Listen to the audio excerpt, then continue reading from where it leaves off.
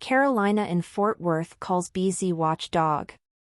YouTuber BZWatchDog featured the second of his new series of ongoing calls with Carolina in Fort Worth Rodriguez, who is serving time in a local lockup in Fort Worth, Texas, after her conviction last week of interference.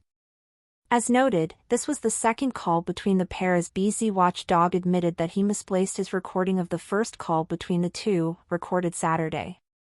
Sadly, typical of a BZWatchDog production, Rodriguez's voice was muffled, and the call was cut short. In the brief call, Rodriguez was concerned about what the paper had said about her. BZ assured her that local coverage was fair with both sides featured equally. He also informed her that her frequent auditing partner, Manuel Mata, had his most recent court cases reassigned to the same court as Rodriguez. Mata made headlines last week as he attempted to intimidate witnesses in Carolina's case by acting aggressively towards the police officers involved in her arrest. He, along with Joe Cool and Harvey Freebird, were cautioned at least once by the judge during Rodriguez's trial and skipped her sentencing hearing completely out of fear of retribution from the court. Rodriguez currently is serving 30 days in county jail for an incident over the summer that saw her hospitalized after blundering into an active crime scene. Oblivious to her surroundings, Rodriguez was approached by Fort Worth police, who told her to leave the scene. When she refused, she was taken into custody. As she was being placed in handcuffs, she began to struggle with the officer and fell forward while the officer was applying force to her body.